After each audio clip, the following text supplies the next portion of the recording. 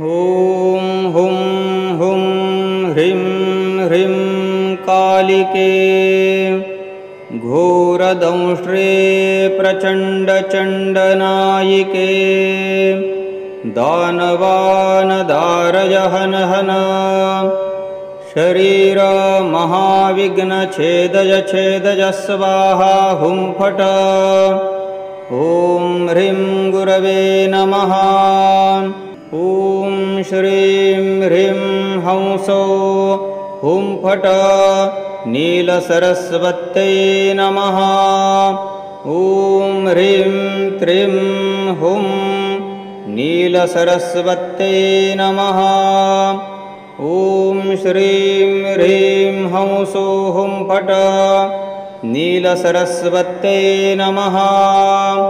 ॐ ऐं ह्रीं श्रीं क्लीं सौं क्लीं ह्रीं ऐं ग्लूं स्त्रीं नीलतारे सरस्वती द्रां द्रीं क्लीं ब्लूं सः ऐं ह्रीं श्रीं क्लीं सौः सौः ह्रीं स्वाहा। ॐ घोररूपे महारावे सर्वशत्रुभयङ्करे भक्तेभ्यो वरदे देवी त्राहि मां शरणागतं। सुरारार्चिते देवी सिद्धगन्धर्वसेविते जाड्यपापहरे देवी त्राहि मां शरणागतं। जटाजूटसमायुक्ते लोलजिह्वान्तकारिणी द्रतबुद्धिकरे देवी त्राहि मां शरणागतं। सौम्यक्रोधधरे रूपे चण्डरूपे नमोऽस्तु ते सृष्टिरूपे नमस्तुभ्यं त्राहि मां शरणागतं। जडानां जडतां हन्ति भक्तानां भक्तवत्सला मूढतां हर मे देवी त्राहि मां शरणागतं। वं ह्रुं ह्रुं कामये देवी बलिहोमप्रिये नमः। उग्रतारे नमो नित्यं त्राहि मां शरणागतं। बुद्धिं देहि यथो देहि कवित्वं देहि देहि मे मूढत्वं च हरे देवी त्राहि मां शरणागतम्। इन्द्रादिविलसद्वन्द्व वन्द्यते करुणामये तारे ताराधिनानास्थे त्राहि मां शरणागतम्। अष्टभ्यां च चतुर्दश्यां नवम्या यः पठेन्नरः षण्मासे सिद्धिमाप्नोति नात्र कार्या विचारणा। मोक्षार्थी लभते मोक्षं धनार्थी लभते धनं विद्यार्थी लभते विद्यां विद्यां तर्कव्याकरणादिकम्। इदं स्तोत्रं पठेद्यस्तु सततं श्रद्धयान्वितः तस्य शत्रुक्षयं याति महाप्रज्ञा प्रजायते। पीडायां वापि संग्रामे जाड्ये दाने तथे भये य इदं पठतिं स्तोत्रं शुभं तस्य न संशयः। इति प्रणम्य स्तुतां च योनिमुद्रां प्रदर्शयेत्। ॐ हुं हुं ह्रीं ह्रीं कालिके घोरदंष्ट्रे प्रचण्डचण्डनायिके दानवानदारय हन हन शरीर महाविघ्नछेदय छेदय स्वाहा हुं फट। ॐ ह्रीं गुरवे नमः। ॐ श्रीं ह्रीं हंसो हुं फट नीलसरस्वत्यै नमः। ॐ ह्रीं त्रीं हुं नीलसरस्वत्यै नमः। ॐ श्रीं ह्रीं हंसो हुं फट नीलसरस्वत्यै नमः। ॐ ऐं ह्रीं श्रीं क्लीं सौं क्लीं ह्रीं ऐं ग्लूं स्त्रीं नील नीलतारे सरस्वती द्रां द्रीं क्लीं ब्लूं सः ऐं ह्रीं श्रीं क्लीं सौः सौः ह्रीं स्वाहा। ॐ घोररूपे महारावे सर्वशत्रुभयङ्करे भक्तेभ्यो वरदे देवी त्राहि मां शरणागतं। सुरारार्चिते देवी सिद्धगन्धर्वसेविते जाड्यपापहरे देवी त्राहि मां शरणागतं। जटाजूटसमायुक्ते लोलजिह्वान्तकारिणी द्रतबुद्धिकरे देवी त्राहि मां शरणागतं। सौम्यक्रोधधरे रूपे चण्डरूपे नमोऽस्तु ते। सृष्टिरूपे नमस्तुभ्यं त्राहि मां शरणागतं। जडानां जडतां हन्ति भक्तानां भक्तवत्सला मूढतां हर मे देवी त्राहि मां शरणागतं। वं ह्रुं ह्रुं कामये देवी बलिहोमप्रिये नमः। उग्रतारे नमो नित्यं त्राहि मां शरणागतं। बुद्धिं देहि यथो देहि कवित्वं देहि देहि मे। मूढत्वं च हरे देवी त्राहि मां शरणागतम्। इन्द्रादिविलसद्वन्द्व वन्द्यते करुणामये तारे ताराधिनानास्थे त्राहि मां शरणागतम्। अष्टभ्यां च चतुर्दश्यां नवम्या यः पठेन्नरः षण्मासे सिद्धिमाप्नोति नात्र कार्या विचारणा। मोक्षार्थी लभते मोक्षं धनार्थी लभते धनं। विद्यार्थी लभते विद्यां विद्यां तर्कव्याकरणादिकम्। इदं स्तोत्रं पठेद्यस्तु सततं श्रद्धयान्वितः तस्य शत्रुक्षयं याति महाप्रज्ञा प्रजायते। पीडायां वापि संग्रामे जाड्ये दाने तथे भये य इदं पठतिं स्तोत्रं शुभं तस्य न संशयः।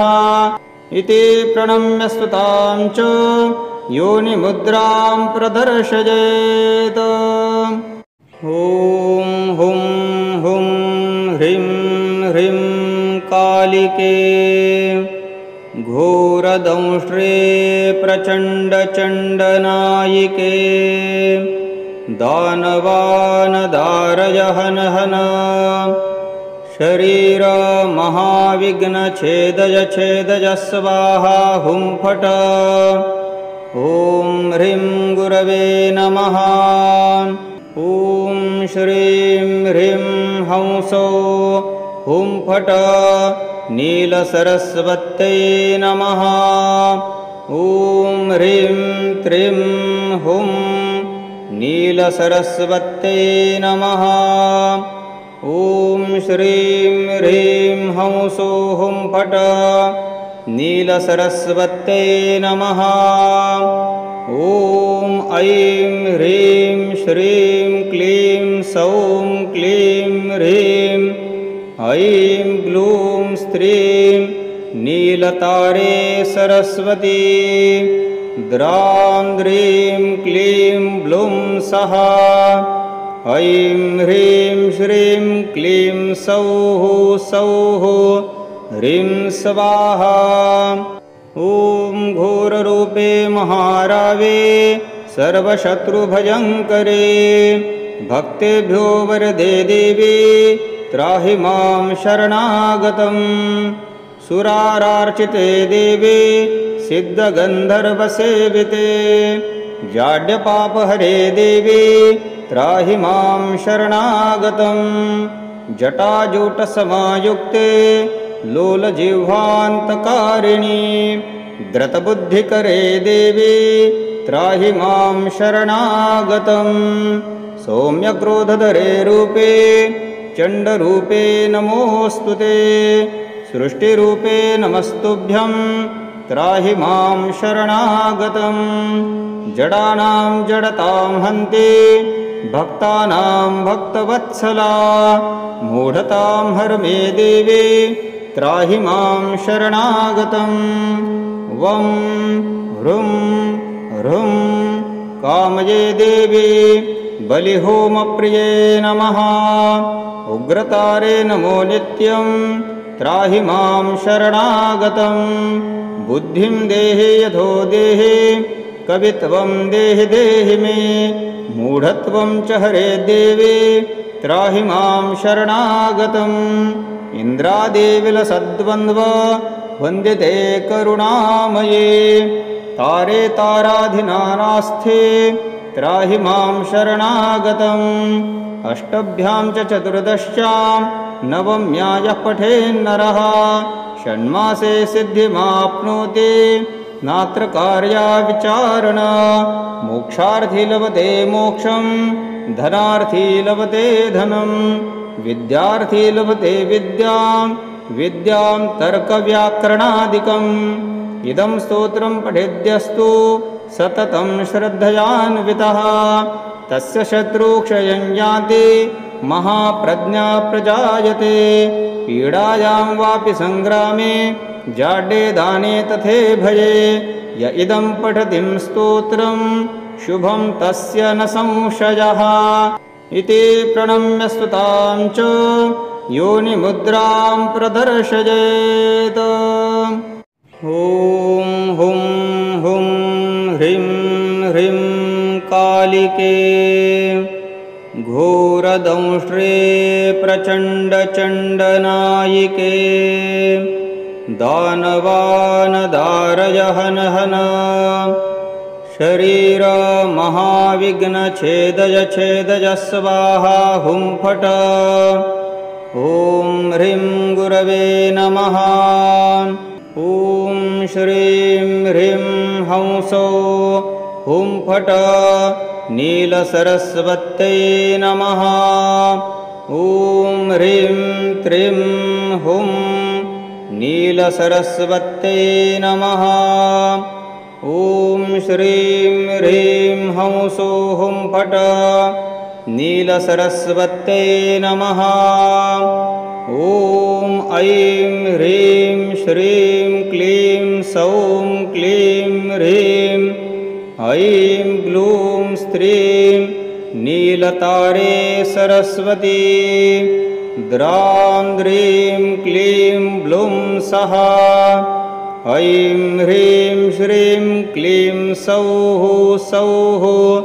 ह्रीं स्वाहा ॐ घोररूपे महारावे सर्वशत्रुभयङ्करे भक्तेभ्यो वरदे देवी त्राहि मां शरणागतं सुरारार्चिते देवी सिद्धगन्धर्वसेविते जाड्यपापहरे देवी त्राहि मां शरणागतं जटाजूटसमायुक्ते लोलजिह्वान्तकारिणी द्रतबुद्धिकरे देवी त्राहि मां शरणागतं सौम्यक्रोधधरे रूपे चण्डरूपे नमोऽस्तु ते सृष्टिरूपे नमस्तुभ्यं त्राहि मां शरणागतं जडानां जडतां हन्ति भक्तानां भक्तवत्सला मूढतां हर मे देवी त्राहि मां शरणागतं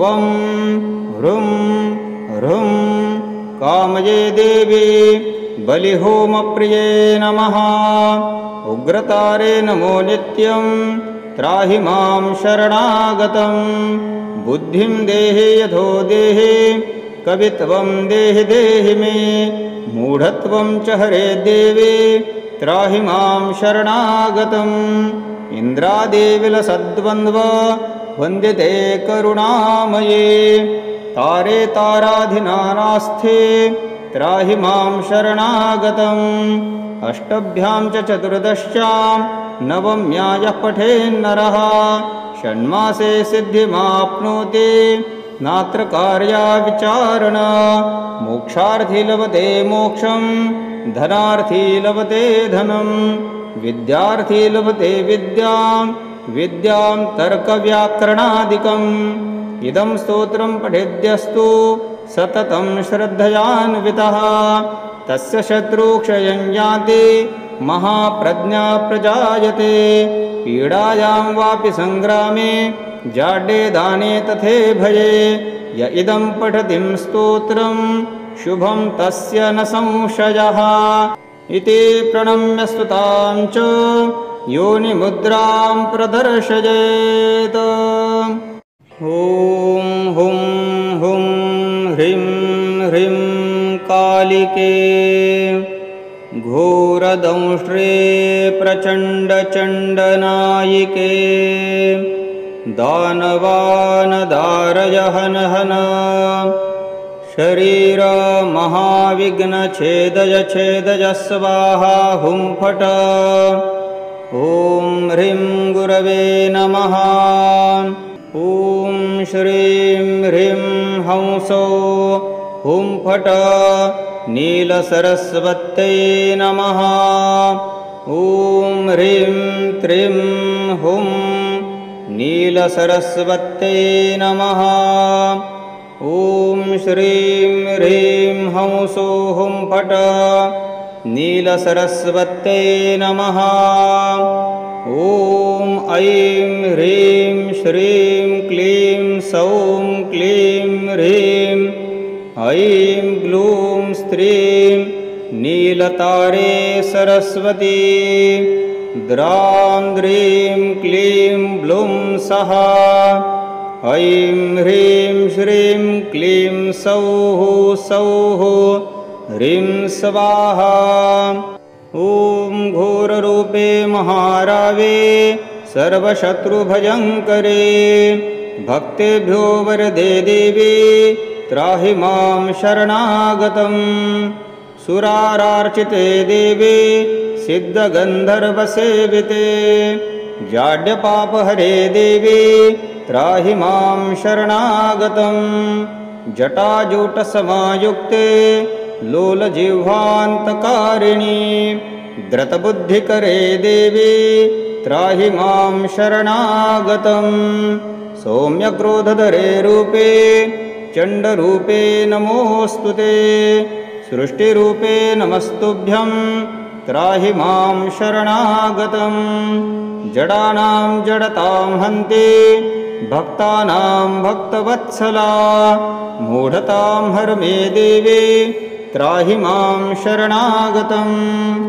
वं ह्रुं ह्रुं कामये देवी बलिहोमप्रिये नमः उग्रतारे नमो नित्यं त्राहि मां शरणागतं बुद्धिं देहि यथो देहि कवित्वं देहि देहि मे मूढत्वं च हरे देवी त्राहि मां शरणागतम् इन्द्रादिविलसद्वन्द्व वन्द्यते करुणामये तारे ताराधिनानास्थे त्राहि मां शरणागतम् अष्टभ्यां च चतुर्दश्यां नवम्या यः पठेन्नरः षण्मासे सिद्धिमाप्नोति नात्र कार्या विचारणा मोक्षार्थी लभते मोक्षं धनार्थी लभते धनं विद्यार्थी लभते विद्यां विद्यां तर्कव्याकरणादिकम् इदं स्तोत्रं पठेद्यस्तु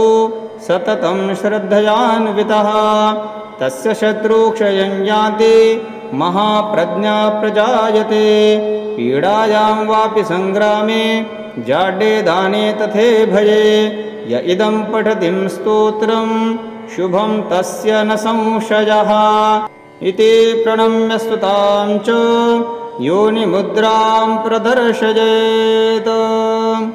ॐ हुं हुं ह्रीं ह्रीं कालिके घोरदंष्ट्रे प्रचण्डचण्डनायिके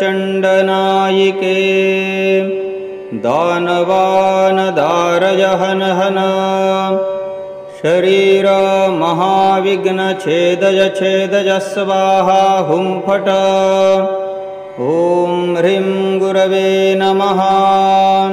ॐ श्रीं ह्रीं हंसो हुं फट् नीलसरस्वत्यै नमः। ॐ ह्रीं त्रीं हुं नीलसरस्वत्यै नमः। ॐ श्रीं ह्रीं हंसो हुं फट् नीलसरस्वत्यै नमः। ॐ ऐं ह्रीं श्रीं क्लीं सौं क्लीं ह्रीं ऐं ग्लूं स्त्रीं नीलतारे सरस्वती। द्रां द्रीं क्लीं ब्लूं सः ऐं ह्रीं श्रीं क्लीं सौः सौः ह्रीं स्वाहा।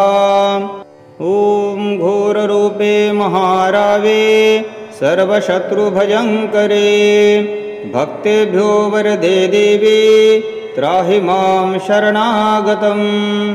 सुरारार्चिते देवी सिद्धगन्धर्वसेविते जाड्यपापहरे देवी त्राहि मां शरणागतं। जटाजूटसमायुक्ते लोलजिह्वान्तकारिणी द्रतबुद्धिकरे देवी त्राहि मां शरणागतं। सौम्यक्रोधधरे रूपे चण्डरूपे नमोऽस्तु ते। सृष्टिरूपे नमस्तुभ्यं त्राहि मां शरणागतं।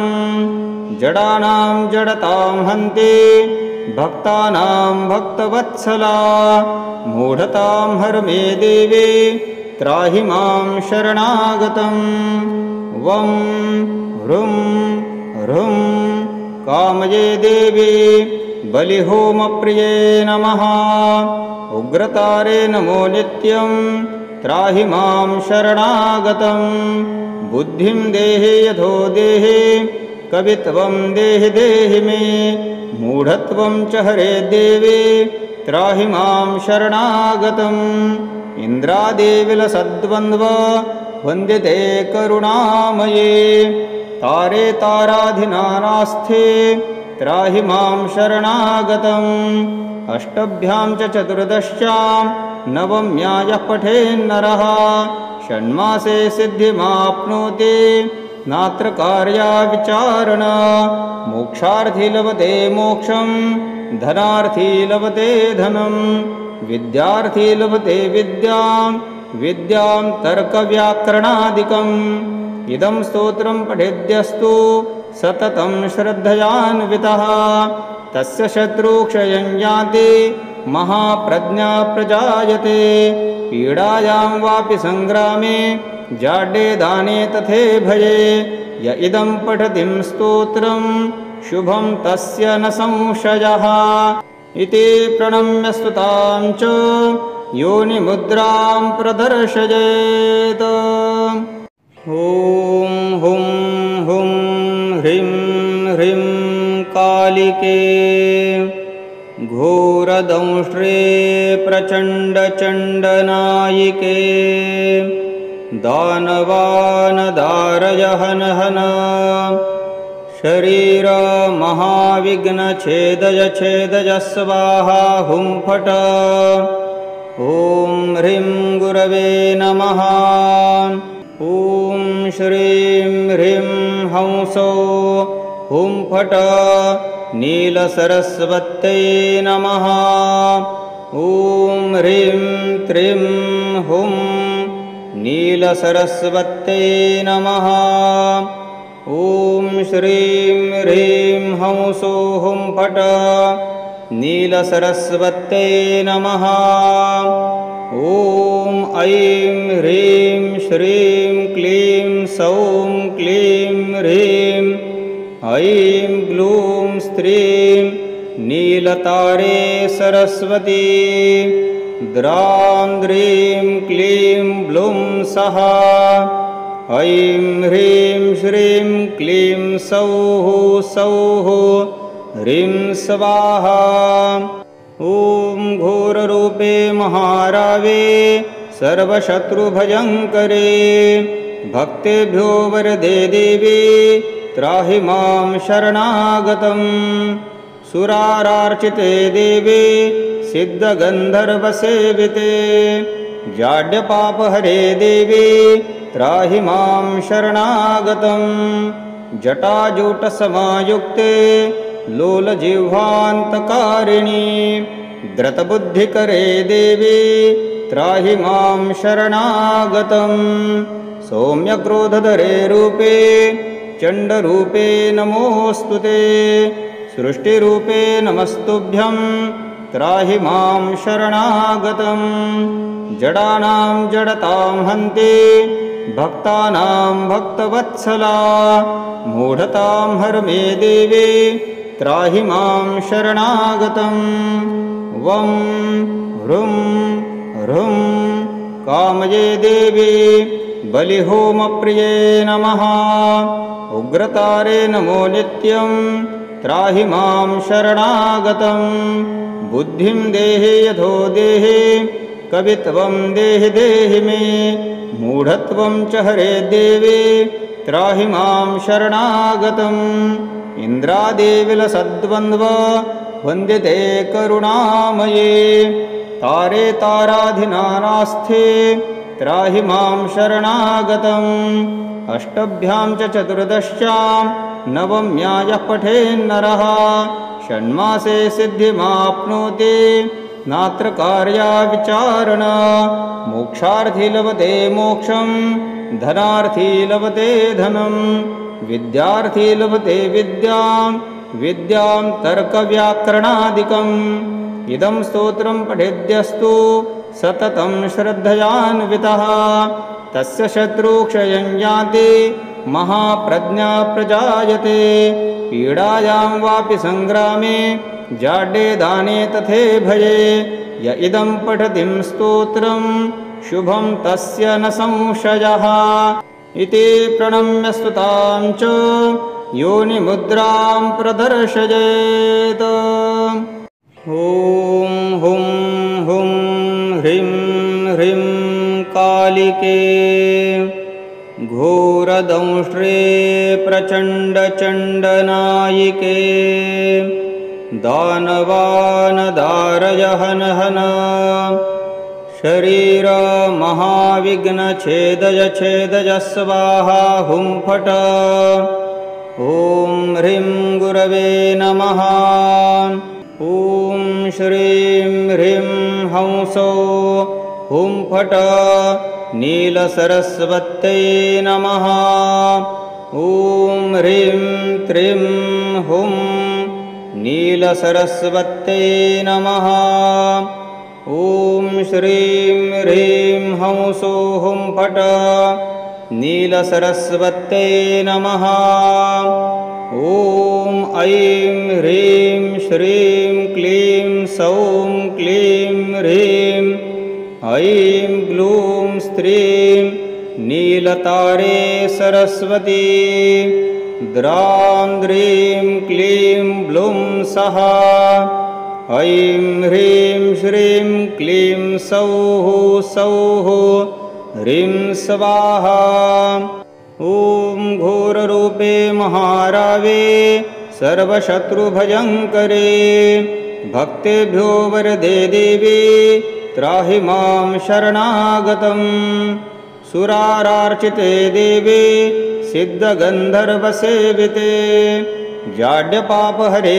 देवी त्राहि मां शरणागतं जटाजूटसमायुक्ते लोलजिह्वान्तकारिणि द्रतबुद्धिकरे देवी त्राहि मां शरणागतं सौम्यक्रोधधरे रूपे चण्डरूपे नमोऽस्तु ते सृष्टिरूपे नमस्तुभ्यं त्राहि मां शरणागतं जडानां जडतां हन्ते भक्तानां भक्तवत्सला मूढतां हर मे देवी त्राहि मां शरणागतं वं ह्रुं ह्रुं कामये देवी बलिहोमप्रिये नमः उग्रतारे नमो नित्यं त्राहि मां शरणागतं बुद्धिं देहि यथो देहि कवित्वं देहि देहि मे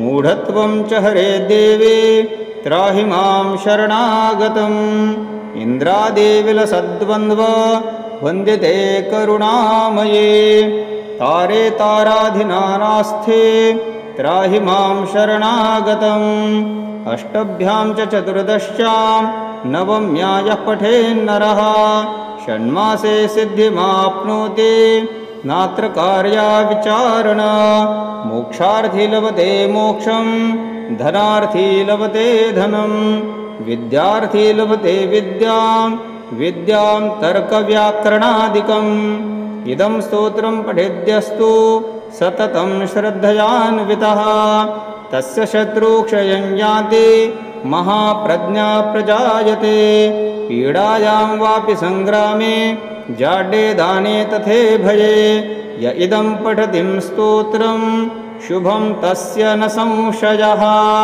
इति प्रणम्य स्तुतां च योनिमुद्रां प्रदर्शयेत्। ॐ हुं हुं ह्रीं ह्रीं कालिके घोरदंष्ट्रे प्रचण्डचण्डनायिके दानवानदारय हन हन शरीर महाविघ्नछेदय छेदय स्वाहा हुं फट। ॐ ह्रीं गुरवे नमः। ॐ श्रीं ह्रीं हंसो हुं फट नीलसरस्वत्यै नमः। ॐ ह्रीं त्रीं हुं नीलसरस्वत्यै नमः। ॐ श्रीं ह्रीं हंसो हुं फट नीलसरस्वत्यै नमः। ॐ ऐं ह्रीं श्रीं क्लीं सौं क्लीं ह्रीं ऐं ग्लूं स्त्रीं नीलतारे सरस्वती द्रां द्रीं क्लीं ब्लूं सः ऐं ह्रीं श्रीं क्लीं सौः सौः ह्रीं स्वाहा। ॐ घोररूपे महारावे सर्वशत्रुभयङ्करे भक्तेभ्यो वरदे देवी त्राहि मां शरणागतम् सुरारार्चिते देवी सिद्धगन्धर्वसेविते जाड्यपापहरे देवी त्राहि मां शरणागतम् जटाजूटसमायुक्ते लोलजिह्वान्तकारिणी द्रतबुद्धिकरे देवी त्राहि मां शरणागतम् सौम्यक्रोधधरे रूपे चण्डरूपे नमोऽस्तु ते सृष्टिरूपे नमस्तुभ्यं त्राहि मां शरणागतम् जडानां जडतां हन्ति भक्तानां भक्तवत्सला मूढतां हर मे देवी त्राहि मां शरणागतम् वं ह्रुं ह्रुं कामये देवी बलिहोमप्रिये नमः।